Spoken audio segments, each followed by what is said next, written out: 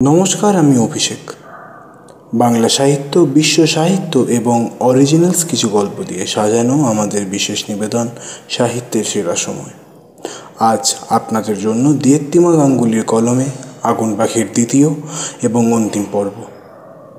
গত পর্বে কী হয়েছে তা ছোট্ট করে মনে করিয়ে দেওয়া যাক। 20 বছর আগে 2004 সালে বিখ্যাত ব্যবসাদার নিহার মিত্রর এক কন্যা সন্তান জন্মায়। কিন্তু সেই কন্যা সন্তানকে তিনি মেনে নেন না, মেরে ফেলতে চান। কিন্তু যে ডাক্তারের হাতে তার জন্ম হয় সেই ডাক্তার দেবব্রত চ্যাটার্জি আর নিহার মিত্র বিজনেস পার্টনার মেয়েটাকে বাঁচিয়ে দেয়। তারপর কালীন নিয়মে হারিয়ে যায় সেই মেয়ে। কোথায় যায় সে কেউ জানে না। মাসে 20টা বছর কেটে যায়। নিহার মিত্র সেই ব্যবসাদার বন্ধু অঞ্জন এখন হায়দ্রাবাদে থাকে। বন্ধু দীপ্তেশ গাঙ্গুলির ডাকে কলকাতায় ফিরে আসেন তিনি। কলকাতায় আসেন ডক্টর দেবব্রত চ্যাটার্জিও। উপলক্ষ দীপ্তেশ গাঙ্গুলির মেয়ে দীপ্তিমা গাঙ্গুলির জন্মদিন। এই দীপ্তেশ আবার নিহার মিত্র নতুন ব্যবসায়িক সঙ্গী। দীপ্তিমার জীবনের সুমন কাছের বন্ধু। তাছাড়াও তার জীবনে প্রথম প্রেমের আগমন হয়। তার নাম অনিন্দ্য মজুমদার। সে আবার কোনো এক বিশেষ তদন্তের সঙ্গে যুক্ত। অনিন্দ্যর সঙ্গে আছে তার বোন আরোহী। সব কিছুর মধ্যে 20 বছর আগে শুরু হওয়া নাটকের ক্লাইম্যাক্সের রঙ্গমঞ্চ তৈরি হয় কিছু ষড়যন্ত্রের মাধ্যমে। কি হবে সেই নাটকের ক্লাইম্যাক্সে? নিহার মিত্র কি শাস্তি পাবে? তার সমাপতন হবে আজ। শুরু হচ্ছে দীপ্তিমা গাঙ্গুলির কাহিনী আগুন পাখির দ্বিতীয় এবং অন্তিম পর্ব। গল্পপাঠে স্বাগতা, গল্পের সূত্রধার আমি অভিষেক এবং নাম ভূমিকায় ঐশী ভট্টাচার্য। শুরু হচ্ছে আগুন পাখির দ্বিতীয় এবং অন্তিম পর্ব। লাশের কাছেই ইন্সপেক্টর রায়াতি ভট্টাচার্য এগিয়ে এলেন। অনিন্দ্য উপস্থিতি ছিল। রায়াতি লাশ দেখে নিয়ে অনিন্দ্যর দিকে এগিয়ে এলেন। অনিন্দ্য নিজের কার্ড বাড়িয়ে দিলেন। কার্ডে যে পরিচয় দেখে অবাক হলেন রায়াতি। আপনি তাহলে? চুপ চুপ চুপ, আপনি যে আমাকে ফাঁসিয়ে দেবেন দেখছি। আমি যে সাংবাদিক, ফ্রিল্যান্সার অনিন্দ্য মজুমদার। কিন্তু আপনার কার্ড যে অন্য কথা বলছে। আপনি পুলিশ বলেই এই পরিচয়টা দিলাম। এখানে আসার আগে আমি এই পরিচয় নিয়েছি। নকল পরিচয়ের কার্ড? ভিজিটিং কার্ড বানালেন? কিছু আমার বন্ধুর থেকে নিয়েছি আর বাকিটা টাকা খরচ করে বানাতে হয়েছে। ও আই সি। তা এই খুনটা নিয়ে কি বলবেন? কোনো ক্লু আছে কি? যে এই ভদ্রলোককে খুন করেছেন তিনি এর সঙ্গে কানেক্টেড। ইনি একজন ড্রাগস ডিলার, আর যিনি খুন করেছেন তিনি জাল ওষুধের ব্যবসা করেন। কিন্তু সমাজের কাছে আন্তর্জাতিক এক ওষুধ কোম্পানির মালিক। আজ তো দেখলাম জাল ওষুধের পাশাপাশি তিনি ড্রাগস ডিলারের সাথেও ইন্টিমেসি রাখেন। আচ্ছা, তার নাম মানে বলতে আপত্তি আছে? একদম না। নিহার মিত্র চেনেন তো? ও মাই গড, উনি? ওনার সঙ্গে তো আমার যথেষ্ট পরিচিতি আছে। He was such a lovely man. ব্যবসাদার হিসাবেও তো বেশ সুনাম অর্জন করেছেন শেষ 20 বছরে। ব্যবসাদার হিসেবে সবাই বড় হতে পারে যদি তাদের ব্যবসায়িক বুদ্ধি থাকে। ভদ্রলোকের বুদ্ধি আছে, চাইলেই সেটা ভালো দিকে লাগাতে পারতেন। কিন্তু he wanted to be a world class criminal, আর সেই জন্যই he is a criminal. Criminal by choice বলছেন? সবটা একটু খুলে বলুন তো। চলুন ওই চায়ের দোকানে, সব কিছু বলছি। চায়ের দোকানে বসে অনিন্দ্য সবটা খুলে বলল ইন্সপেক্টর রায়াতি ভট্টাচার্যকে। পুরোটা শুনতে শুনতে রায়াতির মুখ বদলে যেতে লাগলো। বিভিন্ন রঙের ছটা খেলে গেল তার মুখের ওপর দিয়ে। এত ঘটনা ঘটে চলেছে 5টা প্রধান রাজ্যে। অনিন্দ্য থাকে দিল্লিতে। কেন্দ্রীয় সরকারের সঙ্গে তার ওঠা বসা। সব কিছু শুনে রায়াতি ভট্টাচার্য বললেন, আপনি যা বলছেন সেটা তো খুব বড় ব্যাপার মিস্টার চ্যাটার্জি। এটা তো আন্তর্জাতিক পুলিশের ব্যাপার। আন্তর্জাতিক পুলিশকে আমি বলে রাখছি, বাইরের গ্যাংকে ওরা ধরা শুরু করে দিচ্ছে। প্রমাণ আমি দেখেই এসেছি, কিন্তু আমার চিন্তা এখন শুধুমাত্র নিহার মিত্রকে নিয়ে। ওনার বিরুদ্ধে সব প্রমাণ আমার কাছে আছে, কিন্তু কিন্তু সমস্যাটা কোথায় মিস্টার চ্যাটার্জি? সমস্যা হচ্ছে ওনার একটা অতীত আছে। আমি সেই অতীতটাকে সবার সামনে আনতে চাই। সেই অতীত সবার সামনে আনতে গেলে বিশেষ একজনকে চাই। সেটা কে? অবাক হয়ে রায়াতির প্রশ্ন। নাম জানি না, তবে সেই মেয়ে নিহার মিত্রর মেয়ে। মানে ঠিক বুঝলাম না। বলবো, সময় মতো সব জানতে পারবেন। এখন লাস্টার একটা ব্যবস্থা করুন, আমি অন্যদিকে যাই। তাড়াতাড়ি দেখা হবে। চলি ইন্সপেক্টর ভট্টাচার্য। অনিন্দ এগিয়ে এলো গাড়ির দিকে, তারপর গাড়ি নিয়ে বেরিয়ে পড়ল নিজের উদ্দেশ্যে। কি যে তার উদ্দেশ্য তা রায়াতি বুঝল না ঠিক মতো। গাড়ি করে উত্তর কলকাতা ছেড়ে সে দক্ষিণ কলকাতার দিকে চলেছে। অনিন্দ কি করবে সে একমাত্র অনিন্দই জানে।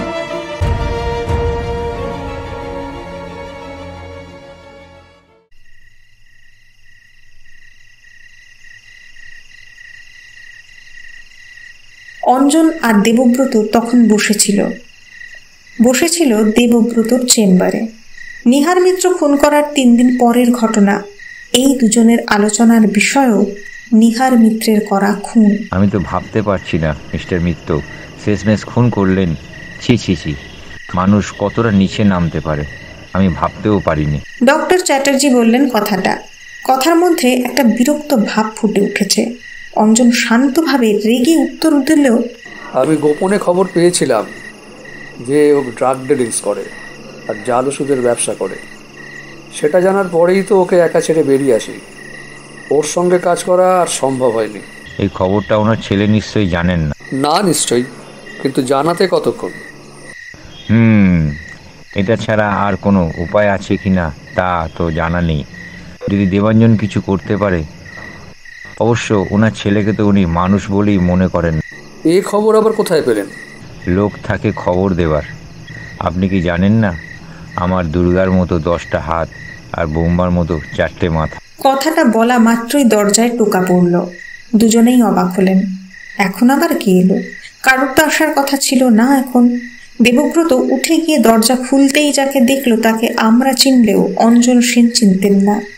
ডক্টর চ্যাটার্জিও বোধহয় চেনেন। তার মুখে হালকা হাসির রেখা দেখা দিল। তিনি বললেন, এসো অনিন্দ, ভেতরে এসো। অনিন্দ ভেতরে ঢুকলো, এসে বসলো অঞ্জনের ঠিক পাশে। আমরা অনিন্দর যে পরিচয় জানি সেটাই অঞ্জনকে বললেন ডক্টর চ্যাটার্জি। আলাপচারিতা সারার পরে অঞ্জন কথা বলল, তা দিল্লি ছেড়ে হঠাৎ কলকাতায় যে? বুঝতেই তো পারছেন, পরিচিত বন্ধু বান্ধব সব এখানেই। ওখানে কাজের পরিবেশ খুব ভালো, কিন্তু পরিবার পরিজনের অভাবটা খুব বোধ হয়। ডক্টর চ্যাটার্জি স্থির দৃষ্টিতে তাকিয়েছিলেন, যেন বিশেষ কোনো কথার অপেক্ষায় আছেন। অনিন্দ তখন অঞ্জনের সঙ্গে কথায় ব্যস্ত ছিল। কলকাতা আর দিল্লির কাজের পরিবেশের মধ্যে পার্থক্য কি, দু জায়গায় কাজের ওপর রাজনীতির প্রভাব কতটা, ক্রিকেট, ফুটবল, ডাক্তারি, বিভিন্ন রকমের বিষয় উঠে আসছিল ওদের আলোচনায়। অঞ্জন অনিন্দর জ্ঞানের পরিধি দেখে অবাক হচ্ছিল। ডক্টর চ্যাটার্জি লক্ষ্য করছিলেন অনিন্দের চোখের প্রখরতা, অনিন্দের বাচনভঙ্গি, অনিন্দের চরিত্রের দৃঢ়তা। বিভিন্ন কথার পর অবশেষে কথা বলল অনিন্দ। একটা বিশেষ দরকারে আপনার কাছে এসেছিলাম ডক্টর চ্যাটার্জি। আমি খবর পেলাম আপনি নিহার মিত্রর খুব কাছের লোক, ইভেন আপনিও। শেষ কথাটা অঞ্জনকে বলা হলো অবশ্যই। বাকি দুজন ইশারায় হ্যাঁ বুঝিয়ে দিল। অনিন্দ একটা কাগজের টুকরো বের করলো নিজের পকেট থেকে। তারপর সেটা ডক্টর চ্যাটার্জির দিকে এগিয়ে দিয়ে জিজ্ঞেস করলো, এটা কি সত্যি? আপনি জানেন কিছু এ ব্যাপারে? কই দেখি। বলে দেবব্রত চ্যাটার্জি কাগজটা নিলেন। সেটার উপর চোখ বুলিয়ে নিয়েই ঝট করে অনিন্দকে দেখলেন। তারপর সেই কাগজ বাড়িয়ে দিলেন অঞ্জন সেনের দিকে। কাগজের বিষয়বস্তু জেনে অঞ্জন সেনও অবাক হলেন। সময়কাল যা দেখছি, তখন তো আমি ওর বিজনেস পার্টনার ছিলাম। জানি তো মিস্টার সেন, তখন আপনি ওনার সঙ্গে কাজ করতেন। তা এ ব্যাপারে আপনি কিছু জানেন কি? না, তেমন কিছু জানি না। তবে নতুন কিছু কোম্পানির সঙ্গে কোলাবোরেশনের কথা তখন থেকেই চলছিল। আমি ছেড়ে দেওয়ার পর কোলাবোরেশনটা আরও ভালো করেই হয়, কারণ বরাবরই আমি কোলাবোরেশনে বাধা দিতাম। আপনার সন্দেহ হতো? হ্যাঁ, আসলে আমরা তো ওষুধের ব্যবসা করি। দেশ বিদেশ থেকে নানা জায়গায় ফাইলিং র্যাপিং করে, মানে বোঝেনি তো সব। এবার ওদের ঠিক সুবিধে লাগতো না, তাই জন্যই আর কি। জাল ওষুধ, জাল ওষুধ এবং তার সঙ্গে ড্রাগস, হেরোইন। ভালোই ব্যবস্থা ছিল, বেশ ভালো ব্যবস্থা। কথাটা বলতে বলতেই কেমন যেন নিজের মধ্যে ডুবে গেলেন অনিন্দ। বিড়বিড় করতে করতে চেয়ারে হেলান দিল সে। চোখে প্রগাঢ় দৃষ্টি, যেন অনেক কিছু মিলে যাচ্ছে। ওনার যে একটা নিশ্চিত্র অন্ধকার অতীত আছে, সেটা আপনারা জানেন? এর উত্তর ইশারাতেই দিলেন অঞ্জন সেন এবং দেবব্রত চ্যাটার্জি। অনিন্দ এরপর যে প্রশ্নটা করল সেটা সে শেষ করতে পারল না। সেই ওটি কি আপনি? হ্যাঁ, আমি করেছিলাম। উনি মেরে ফেলতে বলেন, কিন্তু আমরা মেরে ফেলিনি। তা সেই মেয়ে এখন কোথায়? আমার এক বন্ধুর কাছে মানুষ হচ্ছে। কোন বন্ধু? নাম কি তার? দীপ্তেশ গাঙ্গুলি। আর মেয়েটার নাম? দিয়েপ্তিমা গাঙ্গুলি, ডাক নাম পাখি। দিয়েপ্তিমা? ও মানে নিহার মিত্রের মেয়ে? কি ভুলটাই না করেছিল অনিন্দ এতদিন। এই জন্যে বারবার মনে হয়েছিল কোথাও একটা মিসিং লিঙ্ক আছে। এই তবে মিসিং লিঙ্ক, দিয়েপ্তিমা। চোখের সামনে ঘুরে বেড়াচ্ছে, একসঙ্গে ঘুরে বেরিয়েছে, অথচ এতদিন বুঝতেও পারেনি সে। অঞ্জন সেন আরও কিসব যেন বলছিলেন, কিন্তু তার কোনো কিছুই আর কানে গেল না অনিন্দর। ও মায়ের দিকে গিয়েছে, সেই জন্যই বোধহয় ভালো হয়েছে। ও তো আমার মেয়ে হতে পারতো, হলো না, সেটা ভাগ্যের ফের। অঞ্জন সেনের কথার কোনো উত্তর দিল না অনিন্দ। ঝট করে উঠে দাঁড়িয়ে উত্তেজনায় ফুটতে লাগলো। খুব দেরি হয়ে যাবার আগে সবকিছু করে ফেলতে হবে। কি করবে অনিন্দ? কি ভাবছো? দৌড়ে বেরিয়ে গেল। হতভম্বের মতো বসে থাকলেন অঞ্জন সেন আর দেবব্রত চ্যাটার্জি। কিছুক্ষণ নীরবতার পর দেবব্রত চ্যাটার্জি বললেন, নিজের মনের কথা ওর কাছে প্রকাশ না করলেই পারতেন মিস্টার সেন। ও দিয়েপ্তিমাকে ভালোবেসে বুঝেছেন সেটা। প্রশ্ন করেই হেসে উঠলেন তিনি।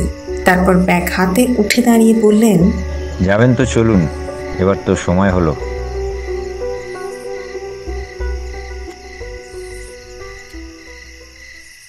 দিয়েপ্তিমা নিজের ঘরে বসে ছবি আঁকছিল। অনেক ছোটবেলায় সে ছবি আঁকা শিখেছিল, তারপর নানা কারণে সেটা ধরে রাখতে পারেনি। ছবি আঁকতে সে ভালোই পারে, প্রধানত পোর্ট্রেটই আঁকে সে। অনিন্দর ছবিও এঁকেছে, কিন্তু সেই হবি কাউকে কখনো দেখায়নি, না বাবাকে, না মাকে, না তো অনিন্দকে, এমনকি সুমন বা দেবাঞ্জনকেও না। আজ সে অলস সময় হিজিবিজি কাটছিল। হঠাৎ ঘরে অনিন্দ এসে ঢুকল। অনিন্দকে দেখেই তড়াক করে দাঁড়িয়ে পড়ল সে। তুমি? অনিন্দ ধীরে ধীরে এগিয়ে এসে খুব চাপা গলায় জিজ্ঞেস করল, যদি কোনোদিন জানতে পারো যাদের এতদিন মা বাবা বলে জেনে এসেছো তারা তোমার মা বাবা নন, কি করবে তাহলে? দিয়েপ্তিমা অবাক হয়ে তাকালো। অনিন্দর মুখে কোনো পরিবর্তন নেই, থমথমে মুখে দাঁড়িয়ে আছে সে। দিয়েপ্তিমা এগিয়ে গেল অনিন্দর দিকে। কি হয়েছে বলো তো? প্রশ্ন করল দিয়েপ্তিমা। অনিন্দ যা শুনে এসেছে সেটা কিভাবে যে বলবে দিয়েপ্তিমাকে তা বুঝতে পারেনি এখনো। কিছুটা সময় নিয়ে অনিন্দ ধীর শান্ত গলায় বলল, পাখি, তোমাকে কি করে বলবো তা আমি জানি না। যা শুনলাম তোমাকে নিয়ে, তা জানি না কিভাবে বলবো তোমাকে। কি হয়েছে অনিন্দ? চিন্তিত কেন? কি শুনেছো তুমি? আর আমি আবার মা বাবার মেয়ে নই, এই কথারই বা মানে কি? তুমি যেটা শুনলে সেটাই মানে। আমি আজ ডক্টর চ্যাটার্জির সঙ্গে দেখা করি। উনি আমাকে জানালেন যে... থাক না বাবা, ওসব কথা কেন আবার? দরজার সামনে কখন যে দীপ্তেশ গাঙ্গুলি এসে দাঁড়িয়েছেন তা কেউ লক্ষ্যই করেনি। দীপ্তেশ ধীরে ধীরে ঘরে ঢুকলেন। ওনার মুখ থমথমে, চোখ মুখ বসা, মনে হয় বহু রাত ভালো করে ঘুমাননি। তিনি খুব চাপা এবং উদ্বিগ্ন গলায় বললেন, এসব কথা বলে লাভ কি আবার? ছেড়ে দাও না। কেন ওকে সত্যিটা জানাচ্ছ? ক্ষতি বই ভালো তো হবে না কিছু। কিভাবে জানলেন সেটা? বাবা হিসেবে আপনি নিজের কাজ করেছেন, কিন্তু এবার পাখিকেও বৃত্তিঋণ শোধ করতে দিন। সে সুযোগটা ওর প্রাপ্য। কেন বাবা? ভালোই তো আছে, সুখী তো আছে। এই কারণেই কি মিস্টার সেন আপনার কাছে রেখে মানুষ করলেন পাখিকে? শুধু সুখে থাকার জন্য তো পাখি আসেনি। কিন্তু তাও ভয় লাগে বাবা, ওর মা তো ভয় কাঁটা হয়ে থাকে। আরেকজন মা যে ওর মরে আছে মিস্টার গাঙ্গুলি, সেটা কি বড় কিছু না? এত কথার মাঝে দিয়েত্তিমা চিৎকার করে উঠল, কি হয়েছে আমায় বলবে? বাবা, আমি তোমার মেয়ে নই তো কার মেয়ে, সেটা দয়া করে বলবে আমাকে। অনিন্দ দিয়েত্তিমার দিকে ফিরে তাকালো শান্তভাবে, তারপর ধীরে ধীরে সব কিছু খুলে বলল যা যা সে শুনেছে। দিয়েত্তিমার মুখের রং বদলাতে শুরু করেছে, মনের ভাব বদলাচ্ছে যত সে নিহার মিত্রর ঘটনা শুনছে।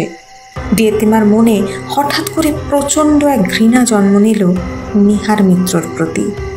এত নিষ্ঠুর, এত হৃদয়হীন হতে পারে একটা মানুষ? দেবাঞ্জনর নিজের ভাই, জীবনের 20টা বছর নিজের মাকে মা বলে ডাকতে পারেনি সে, ভাইদের ভাই বলতে পারেনি সে, শুধুমাত্র একটা লোকের জন্য এত বছর নিজের পরিবার থেকে দূরে কাটিয়েছে, মাত্র একটা লোকের জন্য। সেই লোকটা কিনা ড্রাগ ডিলার, জাল ওষুধের পাচারকারী। তুমি আমাকে কি শোনালে? কেন শোনালে? দিয়েত্তিমা ভেজা গলায় বলল কথাটা। অনিন্দ এগিয়ে গিয়ে ওর কাঁধে হাত রাখতেই কান্নায় ভেঙে পড়ে জড়িয়ে ধরল সে অনিন্দকে।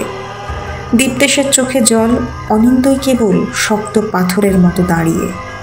দিয়েত্তিমা বড় হলে সেই প্রতিশোধ নেবে নিহার মিত্রর ওপর, এটাই ইচ্ছে ছিল অঞ্জনের। হয়তো কয়েকদিন পর ওকে বলতামই, কিন্তু সাহস হয়নি কোনোদিন। আজ আমি সেটা জানিয়ে দিলাম মিস্টার গাঙ্গুলি। অঞ্জন সেনের ইচ্ছে কি ছিল? যাকে মারার জন্য উত্তত হয়েছিল নিহার মিত্র, তার হাতেই ওনার অন্তিম পরিণতি। তার মানে তো দিয়েত্তিমার হাতে। অঞ্জনের যা ইচ্ছে ছিল সেটাই তোমায় বললাম শুধু। উনি যাকে মারতে চেয়েছিলেন সেই ওনাকে শাস্তি দেবে, এটা আমি কথা দিলাম মেসমশাই। পাখি? দিয়েত্তিমার নাম ধরে ডেকেই ওর গাল ধরে মুখটা তুলল অনিন্দ। দিয়েত্তিমা কাঁদছিল তখনও। অনিন্দ কঠিন গলায় বলে উঠল, পাখি, তোমাকে পারতেই হবে। উনি আমার বাবা অনিন্দ, কিভাবে মারবো ওনাকে? বাবা হিসেবে কোনোদিন পেয়েছো ওনাকে? কোনো কর্তব্য কি উনি করেছেন? পাখি, উনি তোমার জীবন শেষ করে দিতে চেয়েছিলেন। উনি গোটা দেশ তথা রাজ্যকে শেষ করছে, আর এখনো তুমি থেমে যাবে? কিন্তু অনিন্দ, বোঝার চেষ্টা করো, উনি আমাকে জন্ম দিয়েছেন। মিস্টার সেন আর ডক্টর চ্যাটার্জি যে তোমায় উদ্ধার করেছেন, মিস্টার গাঙ্গুলি তোমায় মানুষ করেছেন, সেটা তোমার কাছে কিচ্ছু না? আমি যে তোমায় ভালোবাসলাম সেটা কিছু না পাখি? যাকে চোখে দেখোনি, যার ভালোবাসার চেয়ে অবহেলা বেশি পেয়েছো, যে তোমাকে কোনোদিন স্বীকারই করেননি, তার জীবন তোমার কাছে এত বড় হলো? আমার একটু সময় লাগবে, এত তাড়াতাড়ি আমাকে তৈরি করা আমার পক্ষে সম্ভব না। কথাটা বলেই বেরিয়ে গেল অনিন্দ। দীপ্তেশ কোনো প্রতিবাদ করার সুযোগ পেলেন না। ওরা দুজনেই দাঁড়িয়ে থাকলো মাথা নামিয়ে।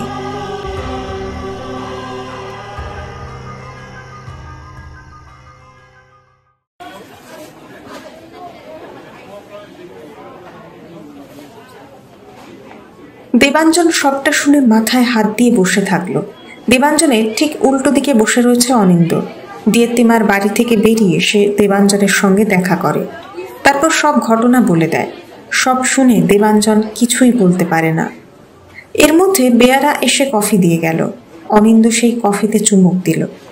তার বাবা ব্যবসায় অসৎ পথ নিয়েছে, ড্রাগস ডিল করছে, জাল ওষুধের ব্যবসা করছে, এত অব্দি যাও বা মেনে নেওয়া যেত, কিন্তু তার নিজের সন্তান কিভাবে নষ্ট করে দিয়েছিল।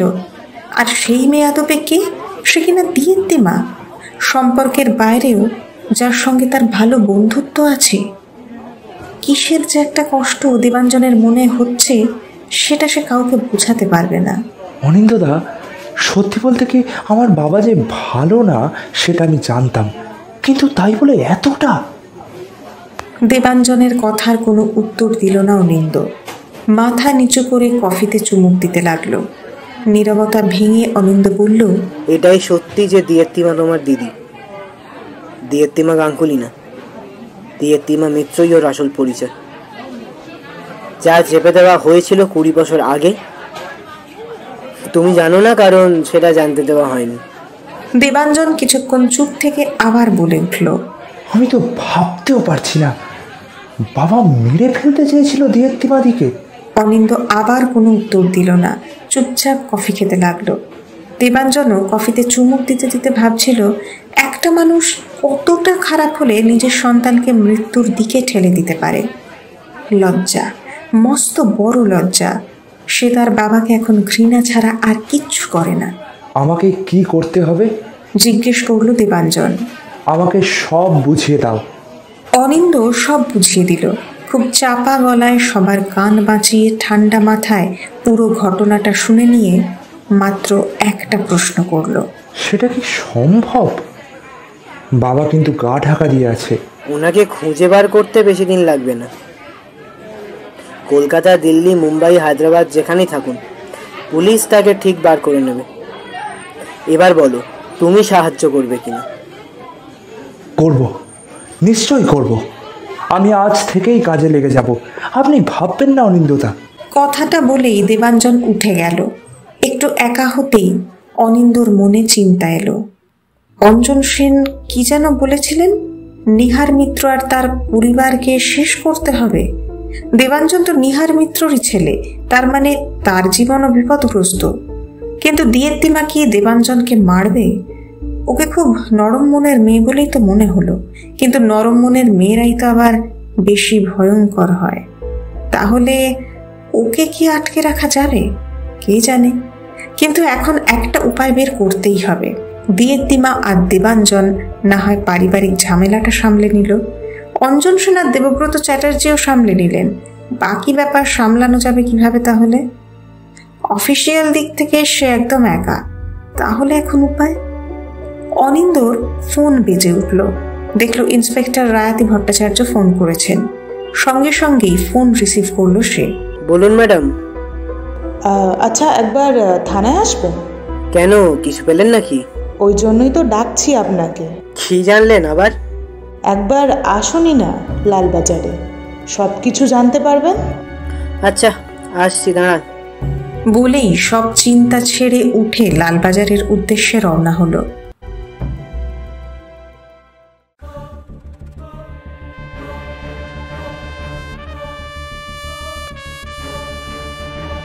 লালবাজারের ঘটনা লেখার আগে অন্য একটা ঘটনা লিখে রাখি। এই ঘটনা গল্পে নতুন এক মোড় নিয়ে আসবে। কিছু সম্পর্ক একদম বদলে যাবে এরপর। দিয়েত্তিমা নিজের ঘরে চুপ করে বসেছিল, চোখ বন্ধ করে। দেবাঞ্জন এসে দাঁড়িয়ে তাকিয়ে থাকলো দিয়েত্তিমার দিকে। বেশ কিছুক্ষণ চুপ থেকে দেবাঞ্জন ঘর থেকে বেরিয়ে গেল।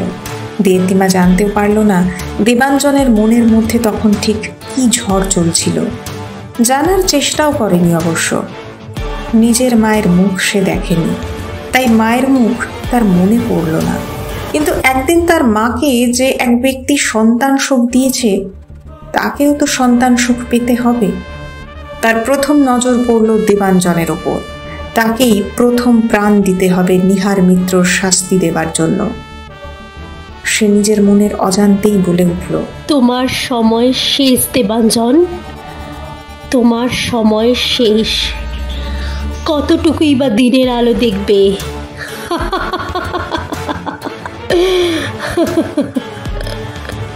কথাটা বলেই হেসে উঠল দিয়েত্তিমা। এ আমাদের চেনা দিয়েত্তিমা নয়। নিষ্ঠুর এক অনুভূতি জেগে উঠেছে, ভয়ঙ্কর হয়ে উঠেছে দিয়েত্তিমা। এবার দিয়েত্তিমার জায়গায় জন্ম নিল নতুন এক মেয়ে, যে আমাদের চেনা পাখি নয়, সে হচ্ছে আগুন পাখি। আজ থেকে শুরু হলো তার নতুন যাত্রা, আগুন পাখির প্রতিশোধ নেবার যাত্রা। এত কিছু ভেবে জোরে জোরে হেসে উঠল দিয়েত্তিমা। আগুন পাখি, নিজের আগুন ছড়িয়ে দিল তার হাসির মাধ্যমে। নিহার মিত্র, তৈরি হন, আপনাকে এবং আপনার পরিবারকে শেষ করার জন্য আমি আসছি। আপনারা শেষ হয়ে যাবেন, দিয়েত্তিমা আপনাদের শেষ করবে না, শেষ করবে সেই মেয়েটা যাকে আপনি মারতে চেয়েছিলেন। সেই মেয়েটা 20 বছর পর আগুন পাখি হয়ে ফিরে এসেছে, আগুন পাখি হয়ে ফিরে এসেছে, এসেছে আপনাকে মারতে, আপনাদের মারতে এসেছে, মারতে এসেছে।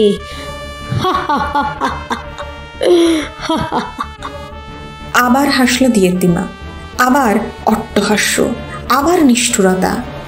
যতদিন না প্রতিশোধ নিচ্ছে ততদিন সে থামবে না।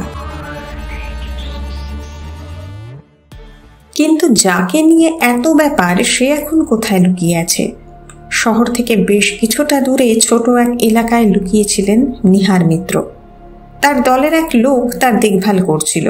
সে এসে দাঁড়িয়ে কিছু একটা জানালো। সেটা শুনে নিহার মিত্র বললেন, আচ্ছা, তাহলে ওই দীপ্তেশের মেয়ে আমার মেয়ে, যাকে আমি মেরে ফেলতে চেয়েছিলাম। ভালো ভালো, এবার তাহলে শহরে একবার যেতেই হবে আমাকে। নিষ্ঠুরভাবে হালকা হাসলেন নিহার মিত্র। হাসি না থামিয়ে শান্ত গলায় চিবিয়ে চিবিয়ে বললেন, দিয়েত্তিমা, দিয়েত্তিমা গাঙ্গুলি, তার ডাকনাম পাখি। সে নিজেকে এখন আগুন পাখি বলছে স্যার। আগুন পাখি? আচ্ছা, ওকে তো বাঁচিয়ে রাখা যাবে না। শোনো। বলুন স্যার। আমার একটা প্রপার এন্ট্রি চাই শহরে। পুলিশের নজর এড়িয়ে আমি ঢুকতে চাই না। আমি ঢুকলে সবাই আমার দিকে তাকিয়ে থাকবে, তবেই না আসল মজা। কথাটা বলে চাপা নিষ্ঠুর হাসি হাসলেন নিহার মিত্র। যে ছেলেটা ওনার সঙ্গী হিসাবে আছে সে আরও একটা খবর দিল নিহারকে। খবরটা অনিন্দকে নিয়ে। পুলিশের সঙ্গে যে ওর ভালো যোগাযোগ আছে সেটা জানাতে ভুলল না। নিহার মিত্র একটু ভাবলেন, কেবলমাত্র এই একটা লোককে নিয়েই ওর কাছে কোনো খবর নেই, আর সবাইকে তিনি দাবার চালের মতো নাচাচ্ছেন। কিন্তু সত্যি কি সবাইকে নাচাচ্ছেন? আরোহীকে নাচাবার দরকার নেই, ও বেচারা নিরীহ একটা মেয়ে, ওকে এসবে কি ধরা যায়? ও তো কিছুই জানে না। কিন্তু জানে না কি? আরোহীর আসল পরিচয় যদি জানতো তবে এতটা নগণ্য ভাবতো না বোধহয় ওকে। শুধু খোঁচা হয়ে থাকতো ও অনিন্দর পরিচয়। আসলে ও কে বা কি জন্য ঘুরঘুর করছে নিহার মিত্রর পেছনে তা উনি জানেন না। খুব ধীরভাবে কেটে কেটে প্রশ্ন করলেন নিহার মিত্র, ওই মেয়ে পুলিশের খবর কি? অনিন্দর সঙ্গে জুটি বেঁধেছে। মেয়ে সন্তান না চাইলে কি হবে?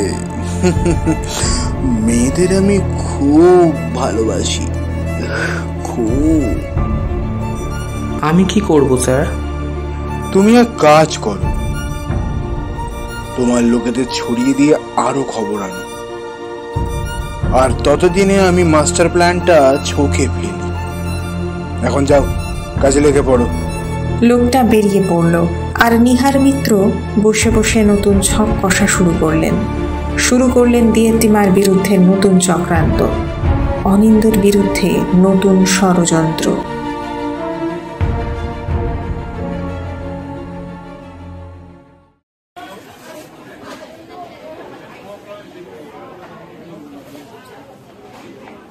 Lalbazar special department. ঘরে বসে আছে অনিন্দ, রায়াতি এবং ডিপার্টমেন্টের হেড এসপি প্রতাপ পাল চৌধুরী। খুব গম্ভীর আলোচনা হচ্ছে এই তিনজনের মধ্যে। গোটা পুলিশ ডিপার্টমেন্ট এখন উত্তেজিত হয়ে উঠেছে সদ্য খুন হওয়া নিয়ে, এবং ড্রাগ ডিলার আর জাল ওষুধের ব্যবসার মাথা নিহার মিত্রকে নিয়ে। খুন হয়েছে বিশ্বাস নামক এক ব্যক্তি, সেটা জানে সবাই, সেটা নিয়ে গম্ভীর আলোচনাও হচ্ছে। কিন্তু অনিন্দকে ভাবিয়ে তুলেছে রায়াতির কথা। সে বলছিল কিছু একটা দেখাবে, কিন্তু এখনো অবধি সে কিছুই দেখায়নি, বরং প্রথমেই এর কাছে নিয়ে এসেছে, আর এসেই গুরুগম্ভীর আলোচনা শুরু হয়েছে। মিস্টার চ্যাটার্জি, একটা কথা বলে রাখি, বললেন প্রতাপ পাল চৌধুরী। আমরা কিন্তু অনেক কিছু করতে পেরেও পারছি না। সরকার পুরোপুরিভাবে আমাদের হাত বেঁধে রেখেছে। তার কারণ এই বিশ্বাস ছিল সরকারের খুব কাছের। এখন অবশ্য কিছু উপায় করতে পারেনি, and we need your help. Aninda সামনে ঝুঁকে টেবিলের ওপর ভর দিয়ে বসলো। একটু অবাকই হলো সে। সে একজন সামান্য মানুষ, পুলিশের কাজে কিভাবে সাহায্য করবে সে? অনিন্দ অবাক হয়ে জিজ্ঞেস করলো, আমি কিভাবে? মানে আপনি তো অনেক কিছুই জানেন, অনেক প্রমাণ আছে নিহার মিত্রের বিরুদ্ধে। আমাদের কাছে যা প্রমাণ আছে সেগুলোকে মিলিয়ে নিয়ে নিহার মিত্রকে আইনের চোখে ফাঁসানো একদম যাবে না মিস্টার চ্যাটার্জি। মিস্টার চ্যাটার্জি? আমি তো অনিন্দ। আমি জানি মিস্টার চ্যাটার্জি, রায়তি আমায় সব কিছুই বলেছে, কাজেই আপনার পরিচয় আমি জেনে গেছি। ভালোই ব্যবস্থা। তা আপনারা কি প্রমাণ পেয়েছেন? সেটা কি জানানো যায় আমাকে? নিশ্চয়ই শোনানো যায়, নিশ্চয়ই। চাইলে দেখাতেও পারি। হ্যাঁ,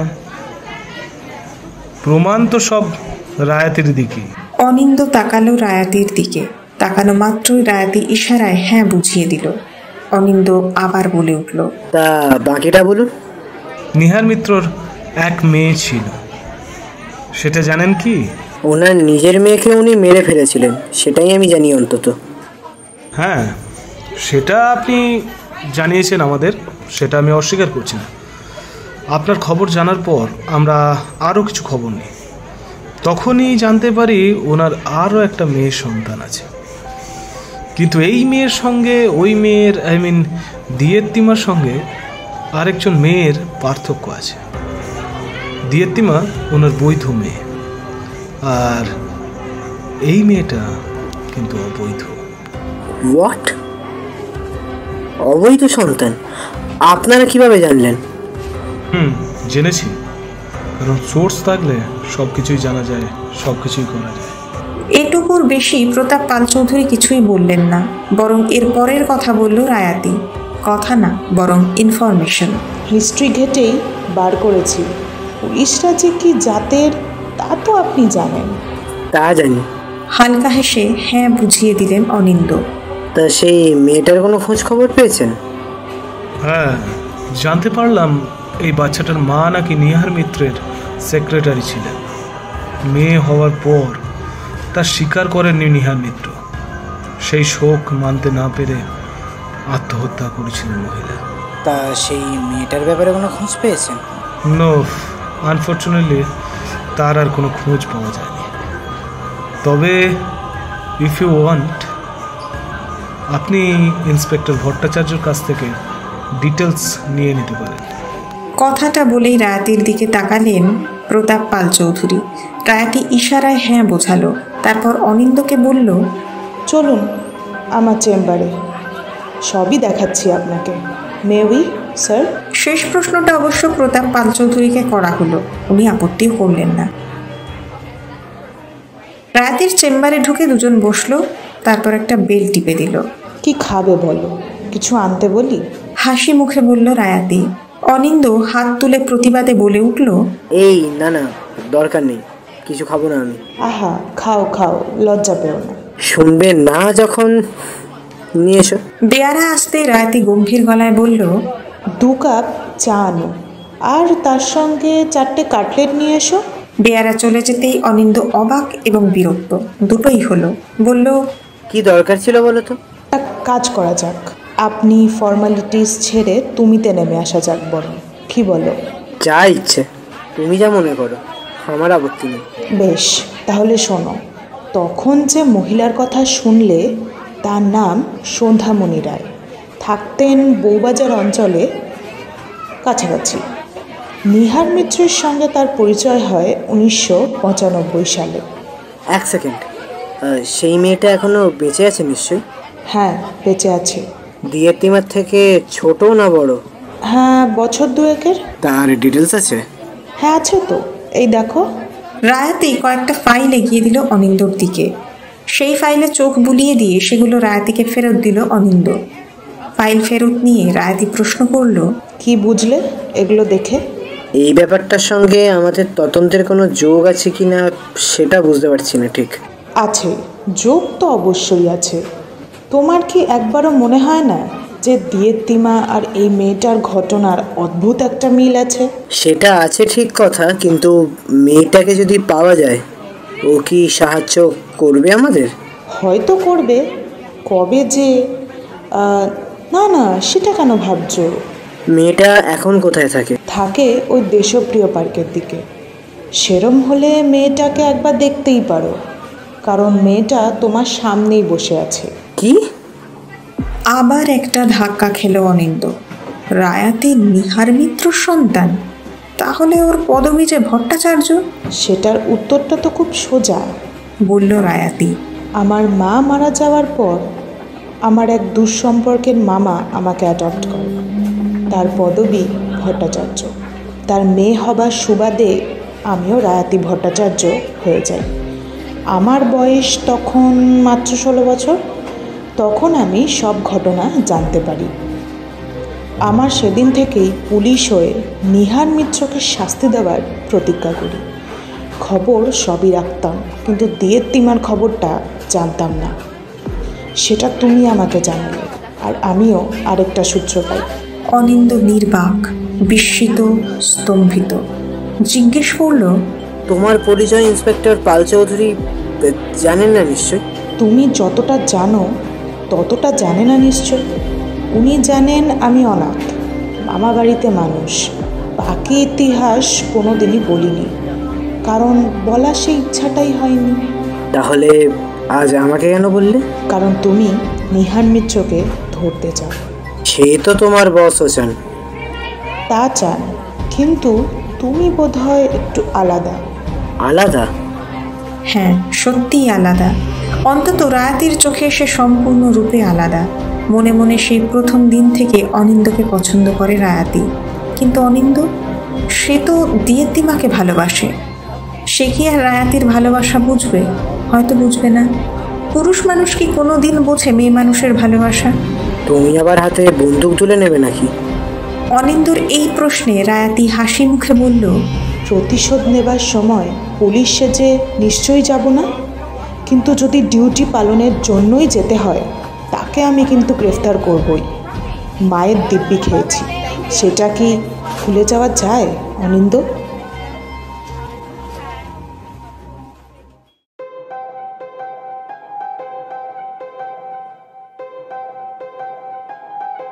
ভুলে যায়নি কেউ, কিন্তু একই সময় অন্য একটা ঘটনার সূচনা হচ্ছিল এই কলকাতা শহরে, আর ঘটছিল দক্ষিণ কলকাতার একটা বাড়িতে। আগুন পাখি, যাকে আমরা এতদিন এতক্ষণ দিয়েত্তিমা বলেই ডাকছিলাম, সে নিজেকে তৈরি করছিল প্রতিশোধ নেবার জন্য। কি সেই পথ যার মধ্যে দিয়ে আগুন পাখি যাচ্ছিল? আগুন পাখি ধীরে ধীরে বন্দুক ধরা শিখলো, ক্যারাটে শিখলো, গুলি চালানো শিখলো, নিজেকে তৈরি করলো খুন করার জন্য। দীপদেশ গাঙ্গুলির বাড়ি থেকে আলাদা হয়ে গিয়ে সে নিহার মিত্রর বাড়ির কাছাকাছি একটা বাড়ি নিল আস্তানা হিসাবে।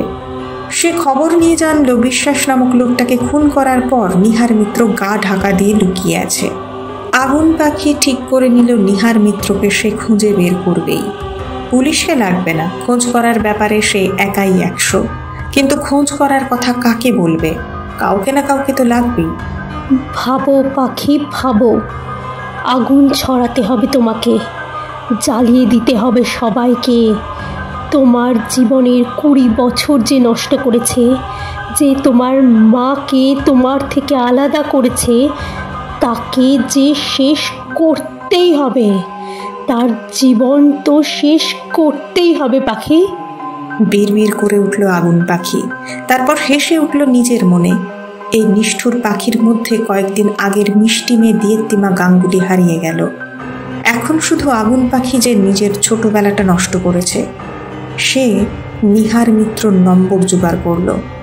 সাইবার ক্রাইম থেকে সে বার করলো কে তাকে ফোন করে বা করছে। সব জেনে নিয়ে একদিন টুক করে নিহার মিত্রকে ফোন করল। আমি নিহার মিত্রের সাথে কথা বলছি। হ্যাঁ বলছি। আপনি? আপনার জম। মানে? কেন, প্রাণ নেওয়ার অধিকার কি একা আপনার, মিস্টার নিহার মিত্র? আপনার নাম কি? কে বলছেন আপনি?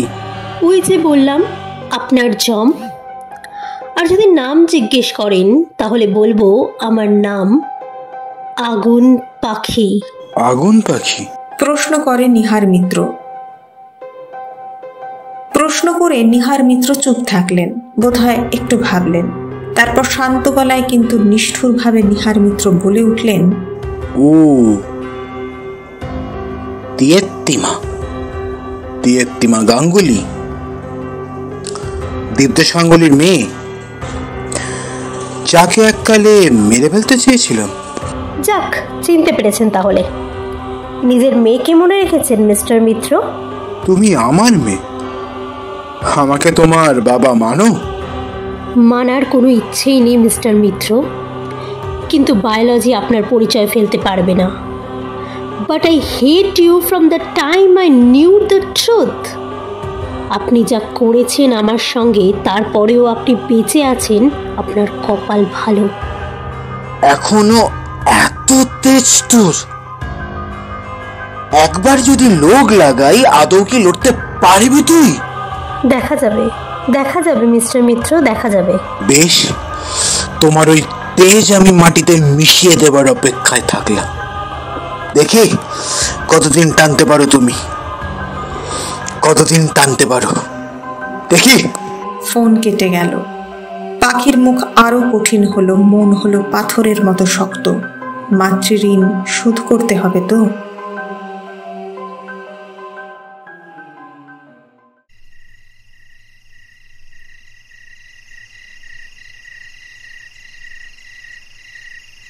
অনিন্দর ঘরে আরোহী বসে। অনিন্দ ইজি চেয়ারে বসে সিগারেট খাচ্ছিল। এবার সবকিছু গুটিয়ে আনার পালা। ধীরে ধীরে সবকিছুই শেষ করে আনবে তারা। নিহার মিত্রকে জেলে ঢোকাবে। বাজারে দিয়েত্তেমা গেছিল, জানিস সেটা? জানি, মিস্টার মিত্রর কল লিস্ট বার করতে গেছিল, রায়তি বলেছে আমাকে। এত সোর্স থাকতেই পারে। মিস্টার গাঙ্গুলি বেশ গণ্যমান্য মানুষ, লালবাজারে অনেক চেনাশোনা। রায়তির গল্পটা বিশ্বাসযোগ্য? অবিশ্বাস করার মতো তো কিছু হয়নি এখন অবধি। উত্তর দিয়ে উঠে দাঁড়িয়ে পায়চারি করতে লাগলো অনিন্দ। ভুরু কুঁচকে গিয়েছে একদম। সিগারেটের ধোঁয়া পাক খেতে খেতে বেরিয়ে যাচ্ছে জানলার বাইরে। বাইরে অঝরে বৃষ্টি পড়ছে এক নাগাড়ে। কিন্তু অনিন্দ বা আরোহীর সেদিকে কোনো খেয়াল নেই। তাদের মন নিবদ্ধ রয়েছে আসন্ন কেসের ক্লাইম্যাক্সের দিকে। অনিন্দ বলে উঠল, চিন্তা তো আর কাটছে না রে পুটু। দিয়েত্তিমা একাই নিশ্চয়ই কিছু করবে না। তা হয়তো করবে না, কিন্তু এই মুহূর্তে ওর মনের যে অবস্থা। Law in her own hand. Law কিছু পারবে না বলেই তো 20 বছরের অপেক্ষা। আর আইন বাচ্চাকে খুন করার জন্য কোনো শাস্তি যে আজও বরাদ্দ করেনি রুহি। উপায় কি করব আমরা? রায়াতিকে বলে রেখেছি, কোনো খবর পেলেই আমাকে জানাবে বলেছে। কে জানে দিয়েত্তিমা এখন কোথায় আছে। কথাটা বলে জানলার সামনে দাঁড়িয়ে সিগারেটটা বাইরে ফেলে দিল। 22 তলা থেকে দাঁড়িয়ে পুরো শহরকে বড্ড অদ্ভুত লাগে অনিন্দর। কাজ না থাকলে এরকম জানলার সামনে দাঁড়িয়ে বহুদিন শহরটাকে দেখেছে সে, কিন্তু আজ কি যেন একটা মনটাকে দাপিয়ে বেড়াচ্ছে। এর মধ্যে আরোহী হঠাৎ করেই বলল, আপি আসবে বলেছিল, আমি আটকে দিলাম। কেন? কোনো দরকার আছে? সেন কি যেন বলেছেন? ও আচ্ছা, হ্যাঁ সেদিন বলছিলেন একবার দেখা করতে। আমারই দেখা করা উচিত ছিল। করবি ভেবেছিস? ওই যে বললাম, রায়াতি কিছু না জানালে আমিও কিছু করতে পারবো না।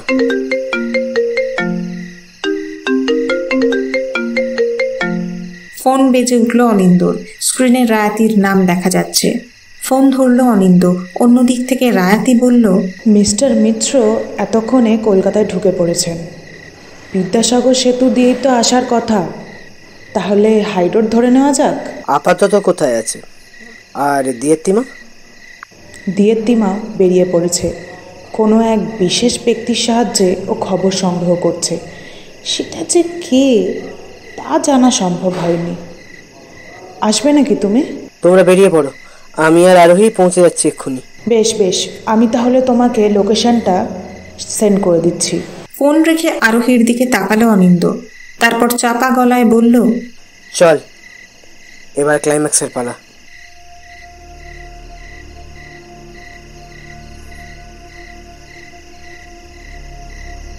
মাঝরাত নিহার মিত্রর গোপন ডেরা। নিজের দলবল নিয়ে নিহার মিত্র গোপন ডেরায় ঢুকলেন। ঘর অন্ধকার বহুদিন, কেউ এই ঘরে ঢোকে না। ঘরে আলো জ্বালতেই দেখা গেল দেওয়ালের দিকে মুখ করে যে সোফা রাখা আছে সেখানে কেউ একজন বসে আছেন। নিহার মিত্র প্রথমে বোঝেননি যে কে বসে আছে ওখানে, কিন্তু হঠাৎ একটা পরিচিত গলা এলো। কেমন আছেন মিস্টার মিত্র? সর্ব অঙ্গে কুশল তো? চমকে উঠলেন নিহার মিত্র। দিয়েতিমা, ওর মেয়ে, ওর প্রথম সন্তান। তুমি এখানে কিভাবে এলে? আশা করেননি তো, আপনি ভাবতেও পারেননি আমি চলে আসবো এখানে। কপাল মিস্টার মিত্র, সবই কপাল। আপনি যান বঙ্গে, আপনার কপাল যায় সঙ্গে। তোমার মৃত্যু যে এত তাড়াতাড়ি এগিয়ে আসবে সেটা সত্যি ভাবিনি, বিশ্বাস করো। একটু একটু রসিয়ে রসিয়ে মারতাম তোমায়, কিন্তু কিন্তু তুমি নিজেই ধরা দিলে মরবে বলে। কি করবো বলো, ব্যাড লাক। এত সহজে আমাকে মারতে পারবেন না মিস্টার মিত্র। আমি না চাইলে আপনি আমায় মারতে পারবেন না। এত বিশ্বাস নিজের ওপর, এত বিশ্বাস। আমি 20 বছর আগের দিয়েতিমা নই যে এত সহজে আমাকে মেরে ফেলা যাবে। আমি 2 বছর আগের দিয়েতিমাও নই যে নিজের আসল বাবার পরিচয় শুনে কান্নায় ভেঙে পড়ব। মাঝে আরো 2 বছর কেটে গেছে মিস্টার মিত্র। আজ এই মুহূর্তে 22 বছর আগের একটা নাটক আমি শেষ করব। তৈরি হন। আপনি আমাকে, মানে নিজের মেয়ে দিয়েতিমাকে মারতে চেয়েছিলেন, আর আজ দিয়েতিমার বদলে আগুন পাখি উঠে এসেছে দিয়েতিমার রক্ষক হয়ে। আগুন পাখি? বেশ সুন্দর নাম, বেশ সুন্দর উপাধি, কিন্তু আগুনে যে আমি ভয় পাই না, কারণ আগুন পাখি যে পোড়াতে পারবে না আমায়। পড়ানোর ইচ্ছে আমারও নেই মিস্টার মিত্র। আমি আপনাকে ছাড়খাড় করে দেব, আর সেটা এমনভাবে করব যাতে আপনি ফিরে তাকাতে না পারেন। I like your spirit. আজ অব্দি আমার সামনে দাঁড়িয়ে সাহসের সঙ্গে কেউ কথা বলেনি। তুমি যদি আমার শত্রু না হতে তোমাকে আমি নিজের দলে নিয়ে নিতাম, কিন্তু এখন যে সেই সুযোগ নেই দিয়েতিমা, তোমাকে যে মরতেই হবে। আমিও ভয় পাই না, কিন্তু মরার আগে আপনাকে মেরে রেখে যেতে চাই। বাহ, মারো না, আমি তো তোমার সামনেই আছি। ভীতু লোকের সঙ্গে লড়ি না। আপনি কি লোকজন ছাড়া লড়তে পারেন? নিহার মিত্র ইশারায় বাকিদের সরে যেতে বললেন। তারা সরে গেল। ছোট ঘরের মধ্যে নিহার মিত্রর লড়াই শুরু হলো। নিহার মিত্রর লড়াইয়ের কোনো শিক্ষা ছিল না, কিন্তু পাখি ক্যারাটে সবকিছু শিক্ষা নিয়েই লড়তে নেমেছিল। কাজেই নিহার মিত্রকে কাবু করতে বেশি সময় লাগলো না। নিহার মিত্রের এই হাল দেখে তার সঙ্গী সাথীরা দৌড়ে এলো। তারাও যে খুব কিছু একটা করতে পারলো তাও না, কিন্তু একটা ঝড় বয়ে যাবার পর পরিবেশ শান্ত হলো কিছুক্ষণ। ক্ষণিক সময় নীরবতা পালনের পর নিহার মিত্র বললেন, তোমার সঙ্গে লড়েও শান্তি। ভেবেছিলাম একটু রসিয়ে রসিয়ে খেলাবো, না, সে সুযোগ তুমি দিলে না। সুযোগ পাবেনও না, আর আমি সেই সুযোগ দেবও না। বাহ, তেজ এখনো যায়নি দেখছি, তাহলে এটাও আমি কেড়ে নিই। কথাটা বলেই একটা বন্দুক বার করলেন, তাক করলেন পাখির দিকে। দুজনে স্থিরভাবে দাঁড়িয়ে আছে। সবেমাত্র ট্রিগার টিপে গুলি ছুঁড়তে যাবেন, ঠিক এমন সময় দরজা ভেঙে অনিন্দ ঘরে ঢুকলো। হাতে বন্দুক ধরা রয়েছে, মুখে একটা জয়ের হাসি। নিহার মিত্রর দিকে বন্দুক তাক করে বলল, আপনার খেলা শেষ মিত্র কাকা। চলুন এবার একটু জেলের ভাত খেয়ে আসবেন। তুমি তুমি এখানে কি করছো? ও মা, আপনি জেলে যাবেন আর আমি আসবো না? আমি যে আপনার পরিচিত ডাক্তার দেবব্রত চ্যাটার্জির ছেলে, দীপ্ত চ্যাটার্জি। তুমি ডক্টর চ্যাটার্জির ছেলে? দীপ্ত হেসে উঠল, তারপর বলল, হ্যাঁ আমি ওনার ছেলে। তাছাড়াও আমার আরেকটা পরিচয়ও আছে, সেটা জানলে আপনি হয়তো উন্মাদী হয়ে যাবেন। নিহার মিত্র কোনো কথা বললেন না, বরং স্থির দৃষ্টিতে তাকিয়ে থাকলেন। দীপ্ত, এখন থেকে অনিন্দ না বলে দীপ্ত বলাই ভালো, হাসি মুখে বলল, আমি আসলে একজন এআই। অনেকদিন ধরেই ভাবছি দিল্লির সব সোর্স পেলেও কলকাতার সোর্স কেন পেলাম না।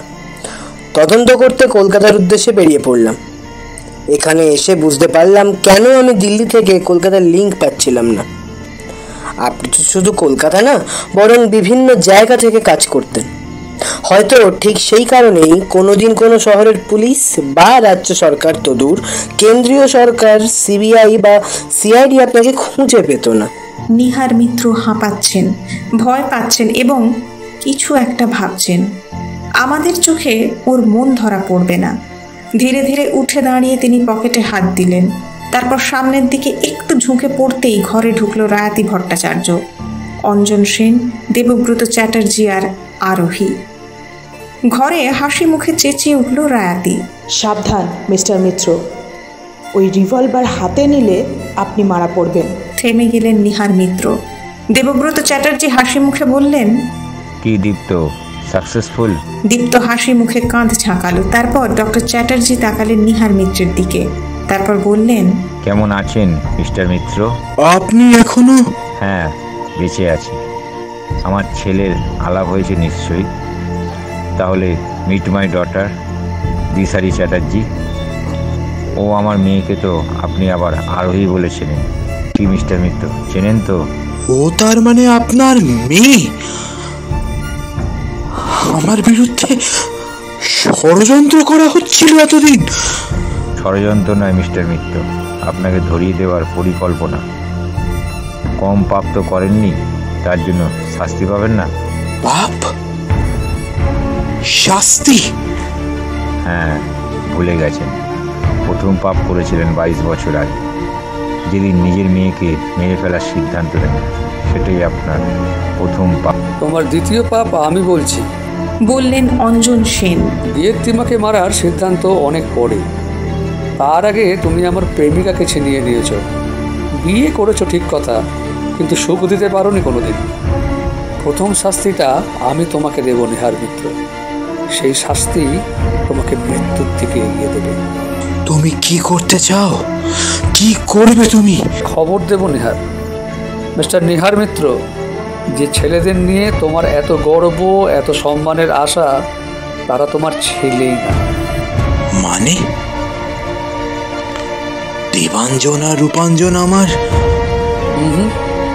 তোমার ছেলে না, বা আমার ছেলে। তুমি যখন বাইরে বাইরে থাকতে, ঠিক তখনই আমি তোমার বাড়িতে এসে শারীরিক মিলনে মিশে যেতাম তোমার স্ত্রী তথা আমার প্রেমিকার সঙ্গে। আমি তাহলে যাদের নিয়ে এতদিন গর্ব করতাম, তারা আমার কেউ নয়? কেউ না নিহার, কেউ না। কথাটা বলেই উঠে দাঁড়িয়ে দিয়েতিমার দিকে তাকালো, তারপর শান্ত গলায় বলল, নে মা, এবার তুই কি করবি কর তুই। পাখি পাথরের মতো দাঁড়িয়ে থাকলো, কিচ্ছু বলল না। দীপ্ত ধীরে ধীরে এগিয়ে গেল পাখির দিকে।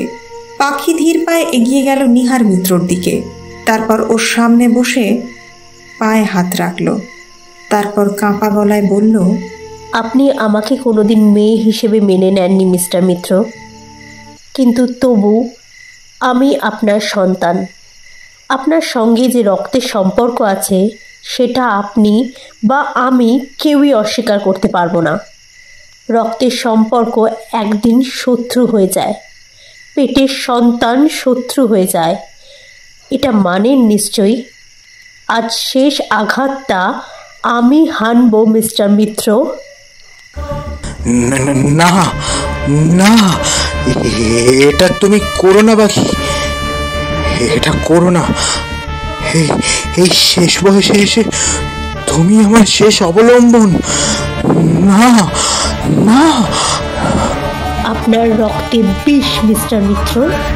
তাছাড়া সেন কাকা বলেছিলেন আপনার বংশ নির্বংশ করতে। দেবাঞ্জন বা রূপাঞ্জন যখন আপনার সন্তানই নয়, তখন বাকি থাকে একা আমি, যে আপনার রক্ত বইছি। পাপ কেন বইব বলতে পারেন? পাপকে কোন অধিকারী বা বাঁচিয়ে রাখবো? হাতের বন্দুক নিহার মিত্রের দিকে তুলে ধরল পাখি, তারপর গুলি করল সোজা নিহার মিত্রর কপালের ঠিক মাঝখানে। ব্যাপারটা এতটাই তাড়াতাড়ি হলো যে কেউ বাধা দেবার সময়টা পেল না। কিন্তু এবার প্রশ্নটা করতে হলো না। খুব শান্ত গলায় পাখি পরের কথাগুলো বলে উঠল। একটা পাপ দূর হলো, মাত্র ঋণ শোধ হলো, কিন্তু আমার ভবিষ্যৎ? একজন খুনি হয়ে হয়তো বেঁচে থাকতে পারবো না আগামী দিনগুলোয়। খুনি হয়ে বাঁচবে কেন? তুমি খুন করেছো, তার প্রমাণ কি? এক্স্যাক্টলি, আমরা সবাই এটা অস্বীকার করব না কাকা, তাতে আবর্জনা তো কমবে না। আমার শরীরে নিহার মিত্রের রক্ত বইছে, আমি কোনোদিন ভালো হতে পারি না। পরিবেশ মানুষকে ভালো করে দিয়েত্তিমা। রক্ত মানুষকে ভালো হতে দেয় না রায়াতিদি। রক্ত কথা বলেই, কাজেই। পাখি নিজের মাথায় বন্দুক ঠেকালো কথা বলতে বলতে। দিয়েত্তিমা মিত্র কোনোদিন জন্মায়নি। দিয়েত্তিমা গাঙ্গুলি মারা গিয়েছে আগেই। দিয়েত্তিমার ছাই থেকে জন্ম নিয়েছিল আগুন পাখি। আজ আমি তাকে শেষ করে দিয়ে যাব। বিদায় বন্ধু, বিদায়। যদি কোনোদিন ফিরে আসি, তোমাদের মতো ভালো বন্ধুদের মধ্যেই যেন ফিরে আসি। কথাটা বলেই নিজের মাথায় গুলি চালিয়ে দিল আগুন পাখিরূপী দিয়েত্তিমা। দীপ্ত চিৎকার করতে গিয়েও পারল না, গলার কাছে কি যেন একটা আটকে আছে। সেই জিনিসটাই কণ্ঠস্বর রুদ্ধ করে দিয়েছে দীপ্তর। হাজার চেষ্টা করেও কেউ কোনো কথা বলতে পারল না।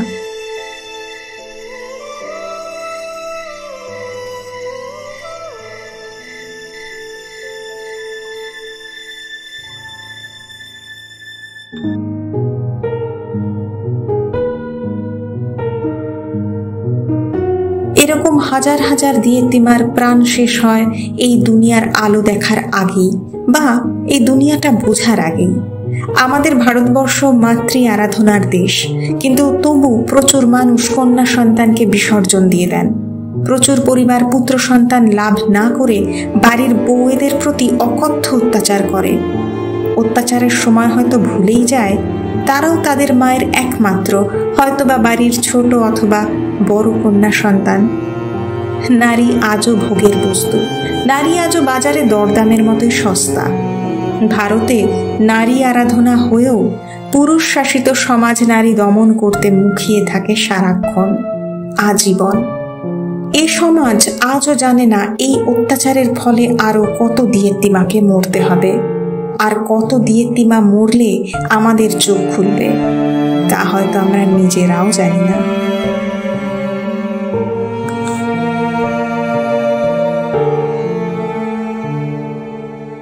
শেষ হলো আজকের নিবেদন দিয়েত্তিমা গাঙ্গুলির কাহিনী আগুন পাখির দ্বিতীয় এবং অন্তিম পর্ব। যদি নিবেদনটি ভালো লেগে থাকে তাহলে অবশ্যই একটা লাইক করে দিয়ে যাবেন। গল্প পাঠে স্বাগতা ঘোষ আগুন পাখি তথা দিয়েত্তিমার ভূমিকায় ঐশী ভট্টাচার্য, অনিন্দ মজুমদার তথা দীপ্ত চ্যাটার্জির চরিত্রে অনুভব মুখার্জি, ইন্সপেক্টর রায়াতি ভট্টাচার্যের ভূমিকায় স্নেহা, অঞ্জন সেনের চরিত্রে সুভাষ ব্যানার্জি, ডক্টর দেবব্রত চ্যাটার্জির চরিত্রে সুকান্ত শীল, আরোহী তথা দীপ্তির ভূমিকায় পৃথা মণ্ডল, দীপ্তের সঙ্গুলি শন ব্যানার্জি, গুন্ডা ভূমিকায় সুহাস সরকার, ইন্সপেক্টর পাল চৌধুরীর চরিত্রে শুভ্র পাল, গল্পের সূত্রধার এবং নিহার মিত্রর ভূমিকায় আমি অভিষেক বোস। আগামী সোমবার নতুন একটি গল্প নিয়ে ফিরে আসছে সাহিত্যের সেরা সময়। সঙ্গে থাকুন। নমস্কার।